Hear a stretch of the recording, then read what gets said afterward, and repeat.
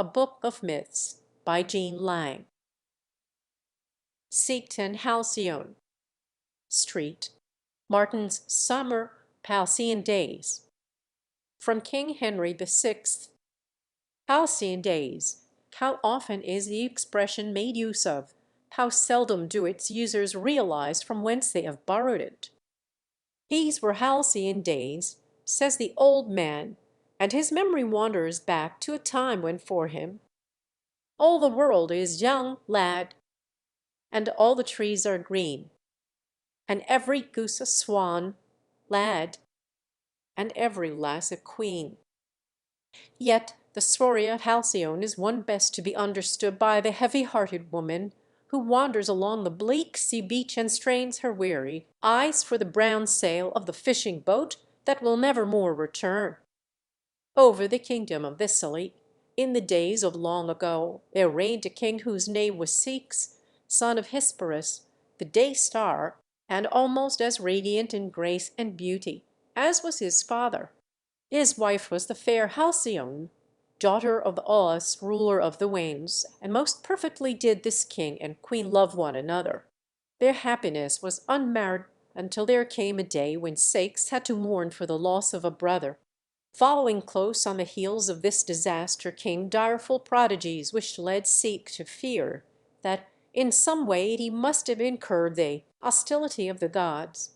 To him there was no way in which to discover wherein lay his fault, and to make atonement for it, but by going to consult the oracle of Apollo at Claros in Ionia. When he told Halcyone what he must do, she knew well that she must not try to turn him from his solemn purpose, that there hung over her heart a black shadow of fear and of evil foreboding that no loving words of assurance could drive away. Most piteously she begged him to take her with him, but the king knew too well the dangers of the treacherous Jean C. to risk on it the life of the woman that he loved so well.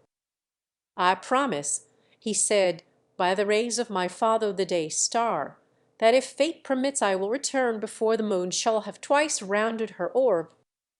Down by the shore the sailors of King Ceyx awaited his coming, and when with passionately tender love he and Halcyone had taken farewell of each other, the rudders sat down on the benches and dipped their long oars into the water. With rhythmic swing they drove the great ship over the grey sea, while Ceyx stood on deck and gazed back at his wife until his eyes could no longer distinguish her from the rocks on the shore, nor could she any longer see the white sails of the ship as it crested the restless waves. Heavier still was her heart when she turned away from the shore, and yet more heavy it grew as the day wore on and dark night descended. For the air was full of the clamorous wailings of the fierce winds whose joy it is to lash the waves into rage and to strew with dead men and broken timber the angry, surf-beaten shore. "My king," she sighed to herself, "my king, my own."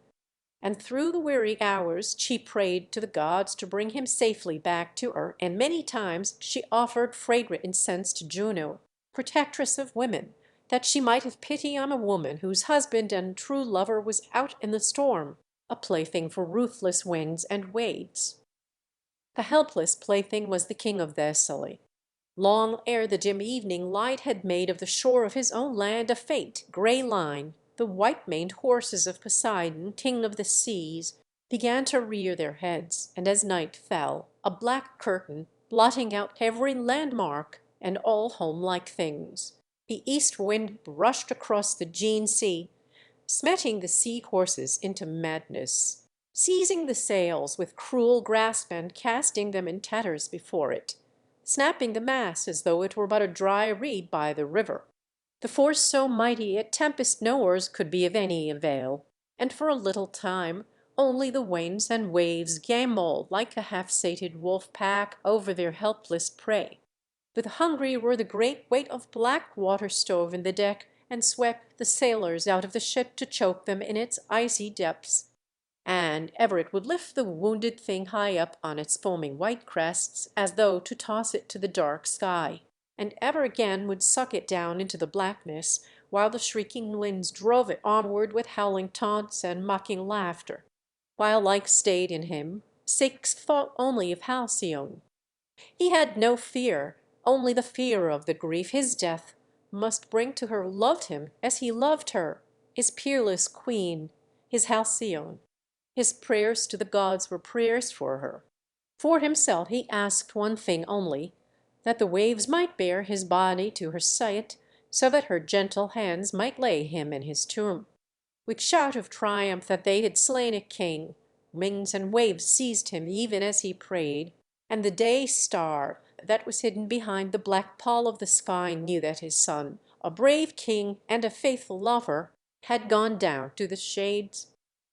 When dawn, the rosy-fingered, had come to the sully, Halcyone, white-faced and tired-eyed, anxiously watched the sea, that still was tossing in half-savage mood. Eagerly she gazed at the place where last the white sail had been seen. Was it not possible that Ceyx, having weathered the gale, might for the present have foregone his voyage to Ionia, and was returning to her to bring peace to her heart? But the sea beach was strewn with wrack, and the winds still blew bits of tattered surf along the shore, and for her there was only the heavy labor of waiting and of watching for the ship that never came. The incense from her altars blew out in heavy sweetness to meet the bitter-sweet tang of the seaweed that was carried in by the tide, for Halcyone prayed on, fearful, yet hoping that her prayers might still keep safe her man, her king, her lover. She busied herself in laying out the garments he would wear on his return, and in choosing the clothes in which she might be fairest in his eyes. This robe, as blue as the sky in spring, silver bordered, as the sea in kind mew is bordered with a feathery silver fringe. She could recall just how Ceyx looked when first he saw her wear it. She could hear his tones as he told her that of all queens she was the peeress, of all women the most beautiful, of all wives the most dear. Almost she forgot the horrors of the night, so certain did it seem that his dear voice must soon again tell her the words that have been love's litany since ever time began. In the ears of Juno those petitions for him, whose dead body was even then being tossed hither and thither by the restless waves, his murderers, came at last to be more than even she could bear. She gave command to her handmaiden Iris to go to the palace of Somnus, god of sleep and brother of death, and to bid him send to Halcyone a vision, in the form of Ceyx, to tell her that all her weary waiting was in vain. In a valley among the black Cimmerian mountains, the death god Somnus had his abode. In her rainbow-hued robes, Iris darted through the sky at her mistress's bidding, tinging as she sped through them the clouds that she passed. It was a silent valley that she reached at last. Here the sun never came, nor was there ever any sound to break the silence. From the ground the noiseless gray clouds, whose work it is to hide the sun and moon, rose softly and rolled away up to the mountain tops and down to the lowest valleys, to work the will of the gods. All round the cave lurked the long dark shadows that bring fear to the heart of children, and that at nightfall hasten the steps of the timid wayfarer. No noise was there, but from far down the valley there came a murmur so faint and so infinitely soothing that it was less a sound than of a lullaby remembered in Dreamis, for past the valley of sleep flow the waters of Lethe, the river of forgetfulness. Close up to the door of the cave where dwelt the twin brothers, Sleep and Death, blood-red poppies grew, and at the door itself stood shadowy forms, their fingers on their lips, enjoining silence on all those who would enter in, amaranth-crowned, and softly waving sheaves of poppies that bring dreams from which there is no awakening. There was there no gate with hinges to creak or bars to clang, and into the stilly darkness Iris walked unhindered. From outer cave to inner cave she went, and each cave she left behind was less dark than the one that she entered. In the innermost room of all, on an ebony couch draped with sable curtains, the god of sleep lay drowsing. His garments were black, strewn with golden stars. A wreath of half-open poppies crowned his sleepy head, and he leaned on the strong shoulder of Morpheus, his favorite son. All round his bed hovered pleasant dreams, gently stooping over him to whisper their messages, like a field of wheat swayed by the breeze, or willows that bow their silver heads and murmur to each other the secrets that no one ever knows. Brushing the idle dreams aside, as a ray of sunshine brushes away the grey wisps of mist that hang to the hillside, Iris walked up to the couch where Samis lay. The light from her rainbow-hued robe lit up the darkness of the cave, yet Sumnus Lazuli only half opened his eyes, moved his head so that it rested more easily, and in a sleepy voice asked of her what might be her errand. "Sumnus," she said, "gentlest of gods, tranquilizer of minds and soother of careworn hearts, Juno sends you her commands that you dispatch a dream to Halcyone in the city of Trachine, representing her lost husband and all the events of the wreck." Our message delivered, Iris hastened away, for it seemed to her that already her eyelids grew heavy, and that they were creeping upon her limbs, throwing silver dust in her eyes, lulling into peaceful slumber her mind. Those sprites born of the blood-red poppies that bring to weary mortals rest and sweep forgetfulness. Only rousing himself sufficiently to give his orders, Samis entrusted to Morpheus the task imposed upon him by Juno, and then, with a yawn, turned over on his downy pillow and gave himself up to exquisite slumber. When he had winged his way to Trachine, Morpheus took upon himself the form of Ceyx and sought the room where Halcyone slept. She had watched the far horizon many hours that day. For many an hour had she vainly burned incense to the gods. Tired in heart and soul, in body and in mind, she laid herself down on her couch at last, hoping for the gift of sleep.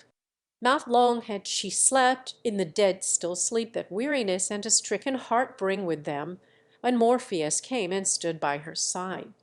He was only a dream, yet his face was the face of Ceyx. Not the radiant, beautiful son of the day star was the Ceyx who stood by her now and gazed on her with piteous, pitying dead eyes. His clothing dripped sea water. In his hair was tangled the weed of the sea, uprooted by the storm.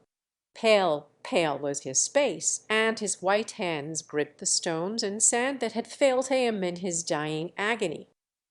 Halcyone whimpered in her sleep as she looked on him, and Morpheus stooped over her and spoke the words that he had been told to say. "I am thy husband, Ceyx Halcyone. No more do prayers and the blue curling smoke of incense avail me. Dead am I, slain by the storm and the waves. On my dead, white-faced the skies look down, and the restless sea tosses my chill body that still seeks thee, seeking a haven in thy dear arms, seeking rest on thy warm, loving heart." With a cry Halcyone started up, but Morpheus had fled, and there were no wet footprints nor drops of sea water on the floor, marking, as she had hoped, the way that her lord had taken. Not again did sleep visit her that night. A grey, cold morning dawned and found her on the seashore. As ever, her eye sought the far horizon, but no white sail, a messenger of hope, was there to greet her.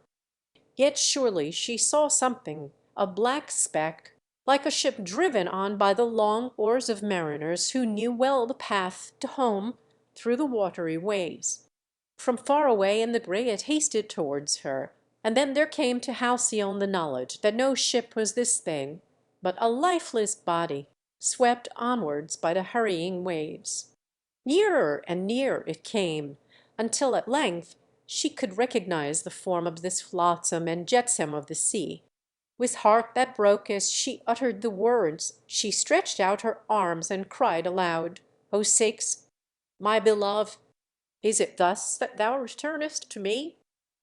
To break the fierce assaults of sea and of storm there had been built out from the shore a mole, and on to this barrier leapt the distraught Halcyone.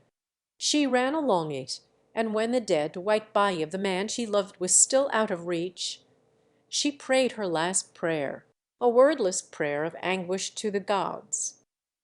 "Only let me get near him," she breathed. "Grant only that I nestle close against his dear breast. Let me show him that, living or dead, I am his and he mine forever."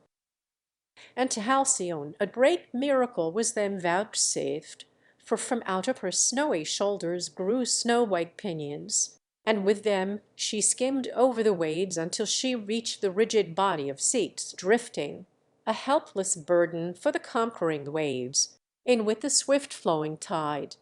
As she flew, she uttered cries of love and of longing, but only strange raucous cries came from the throat that had once only made music. And when she reached the body of Ceyx, and would fain have kissed his marble lips, Halcyone found that no longer were her own lips like the petals of a fair red rose warmed by the sun. For the gods had heard her prayer, and her horny beak seemed to the watchers on the shore to be fiercely tearing at the face of him who had been king of Thessaly. A grey cold morning found her on the seashore.